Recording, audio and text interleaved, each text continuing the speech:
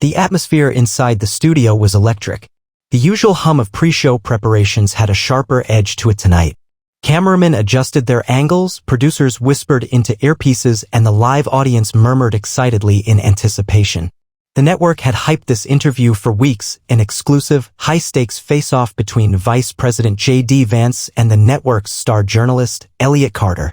Known for his combative style, Elliot had built a reputation for ambushing his political guests with aggressive questions, twisting their words, and leaving them flustered. Many politicians had stumbled under his relentless questioning, their careers suffering as a result. But tonight's guest was not an ordinary politician.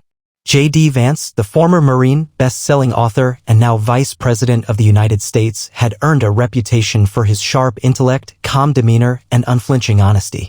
He wasn't just another polished politician with rehearsed talking points. He had grown up in the Rust Belt, endured real hardship, and fought his way up. Unlike many of the elites who sat across from Elliot Carter, JD Vance knew exactly what it was like to be dismissed, underestimated, and ridiculed.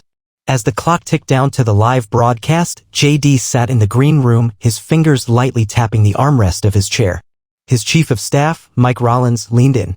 "You know Carter is going to come at you hard tonight," Mike said. "He's going to paint you as some kind of radical. He's already got his narrative in place." JD smiled, his piercing blue eyes gleaming with quiet confidence. "Let him try." Mike sighed.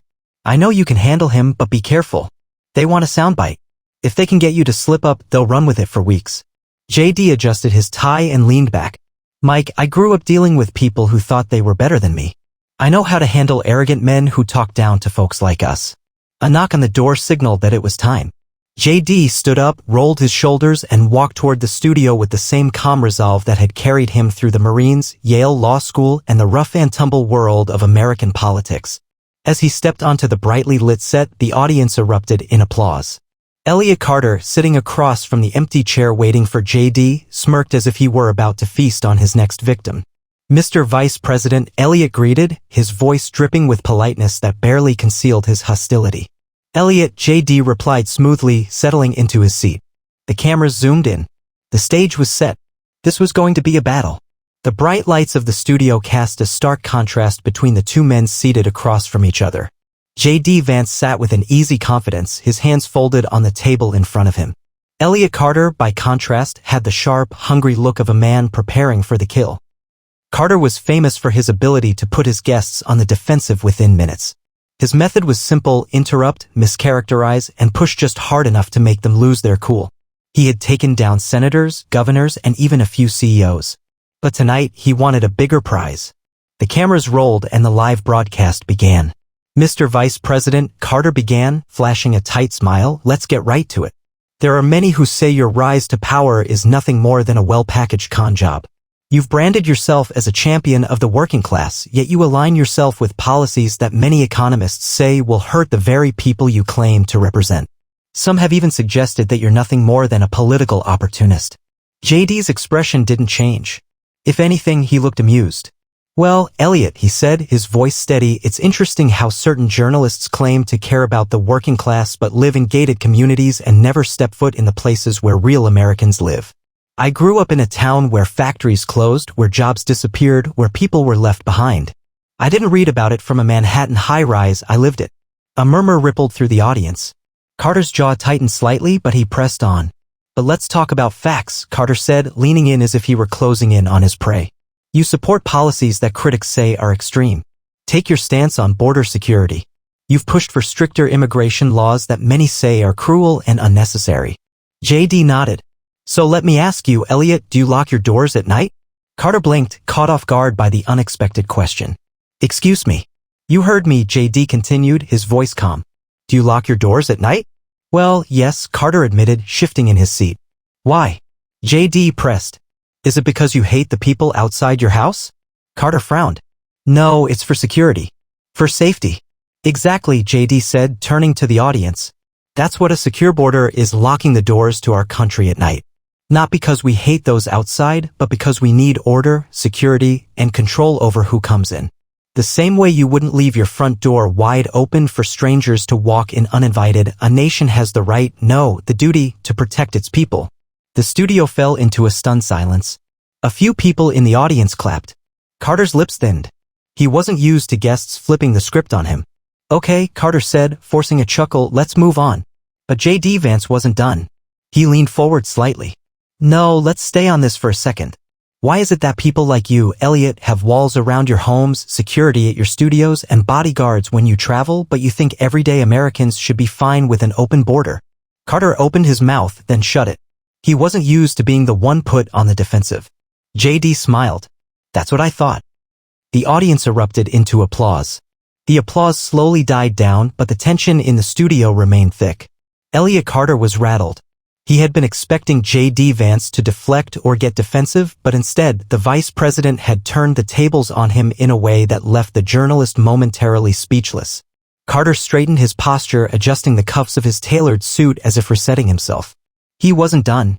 All right, Mr. Vice President, he said, forcing a smile. That was an interesting analogy, but let's pivot to another issue, your stance on the economy. You frequently criticize the so-called elites, yet your own policies have been called protectionist, even reckless. Many leading economists argue that your administration's approach, higher tariffs, deregulation of certain industries, and heavy investment in American manufacturing could do more harm than good. Are you really willing to gamble with the economy just to maintain a populist image? JD Vance exhaled slowly, looking directly at Carter. His voice, calm yet commanding, cut through the studio. Elliot, I've spent my entire life watching American workers get screwed over by policies written by people who have never stepped foot inside a factory, JD said. Let's be clear, our economy should serve the American people, not Wall Street billionaires and foreign corporations. Carter smirked. That's a great soundbite, but JD raised a hand slightly, signaling that he wasn't finished. Let me ask you something, Elliot. Do you know what it's like to work a 12-hour shift on an assembly line, only to come home and realize your job is about to be shipped overseas because some Ivy League consultant found a way to make another company a little richer? Carter hesitated, as if weighing whether to answer honestly. I understand the concerns, but… No, you don't, JD interrupted. His voice was steady, but there was an unmistakable intensity behind his words. That's the problem, Elliot. People like you sit in studios like this, sipping expensive coffee and nodding along when so-called experts tell us that outsourcing jobs is good for the economy. Meanwhile, real Americans lose their livelihoods, their homes, their sense of purpose. A few audience members murmured in agreement. Others clapped.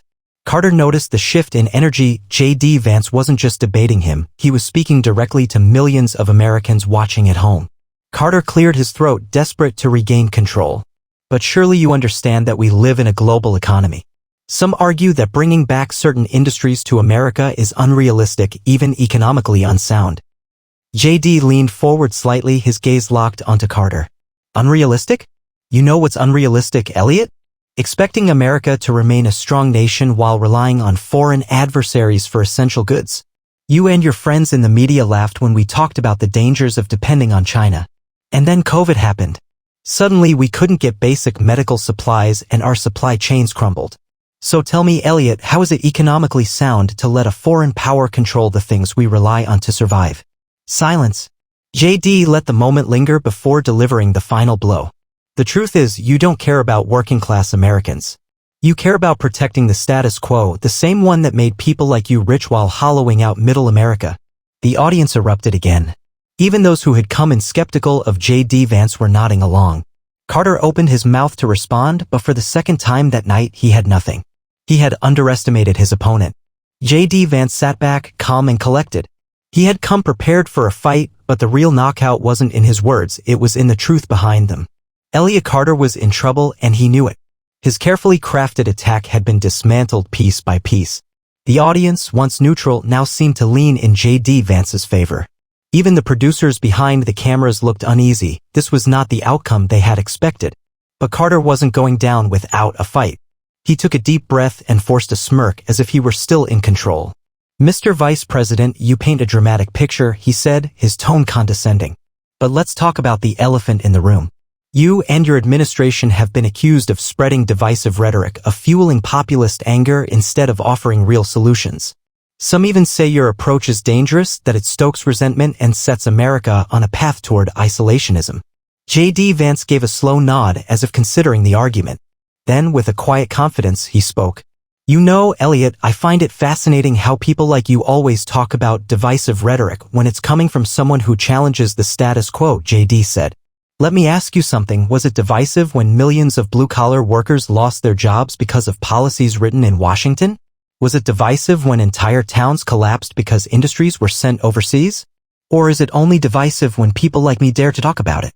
Carter's smirk wavered. JD continued, his voice unwavering. See, here's what people at home understand, even if you don't. The real division in this country isn't between left and right. It's between the people who make the rules and the people who have to live with them. And for decades, the people making the rules, folks like you, folks in government, in media, in corporate boardrooms, have told working-class Americans to sit down, shut up, and accept whatever scraps they're given. The audience was dead silent, hanging on his every word. You call it populist anger. I call it waking up, JD said. Americans are tired of being lied to. They're tired of watching politicians promise the world and deliver nothing. And they're tired of elites in newsrooms telling them they should be grateful for whatever's left after Washington sells them out. Carter swallowed hard. He had lost control of the interview and he knew it. Desperate, he tried one last jab. So, Mr. Vice President, are you saying you reject traditional institutions? That you don't trust experts? JD Vance chuckled, shaking his head. I respect institutions that serve the people. I trust experts who have earned it. But what I don't trust, Elliot, are elites who use their power to silence ordinary Americans. And frankly, neither do the American people. The studio erupted. Applause thundered through the room, and even a few members of the production crew nodded in quiet approval. Carter sat still, stunned. He had tried everything. Framing JD as reckless, as divisive, as uninformed. And yet, every attack had only made JD's argument stronger. For the first time in his career, Elliot Carter was speechless. JD Vance simply smiled. For the first time in Elliot Carter's career, he had no clever comeback, no well-rehearsed pivot. The man who had built his reputation on making politicians squirm now found himself on the receiving end of a verbal dismantling that left him visibly shaken. The audience could feel it. The momentum had shifted completely in JD Vance's favor. Even the studio's usual air of controlled professionalism had cracked. Some of the producers exchanged nervous glances, realizing that this interview was not unfolding the way they had intended. But JD Vance wasn't finished. He leaned forward slightly, his voice steady, his gaze locked onto Carter. Elliot, I came here tonight knowing exactly how this interview would go. I knew you'd try to paint me as an extremist, a radical, a populist firebrand who doesn't understand the complexities of governance. Carter sat frozen, gripping his pen as if searching for something, anything, to write down that might help him regain control. JD continued, unbothered. But let me tell you something, and let me say it clearly for the millions of Americans watching at home. If standing up for working people, if believing that America should take care of its own first, if refusing to apologize for putting our nation's security, jobs, and values ahead of corporate interests and media narratives makes me a radical, then fine. Call me a radical. A murmur ran through the audience. JD's voice dropped slightly, not in weakness, but in emphasis. But do you know what's truly radical, Elliot? The idea that a nation shouldn't have borders. That selling out American workers to foreign powers is just the way things are. That regular, hardworking people should accept their decline while billionaires and politicians get richer off their suffering. That's radical. And the American people are done with it. The audience clapped. Then the claps turned into full-on applause. Some even stood up. Elliot Carter's lips parted slightly as if he were about to interject. But no words came. The usual arrogance in his demeanor had vanished, replaced by something more unfamiliar, discomfort. JD leaned back in his chair, calm, composed. You wanted a headline tonight, Elliot? Here it is. The American people are waking up. And no amount of media spin can put them back to sleep. Silence. The studio, once filled with the confident voice of Elliot Carter, was now a void of stunned quiet. After what felt like an eternity, Carter finally managed to stammer, Well, Mr. Vice President, that's certainly a perspective. JD simply smiled. Yes, it is. And it's the only one that matters. The cameras zoomed in, capturing the moment. Elliot Carter, the man who had silenced so many political figures, now sitting in silence himself. The network cut to commercial. But the damage was done. JD Vance had just won the interview, and the studio knew it.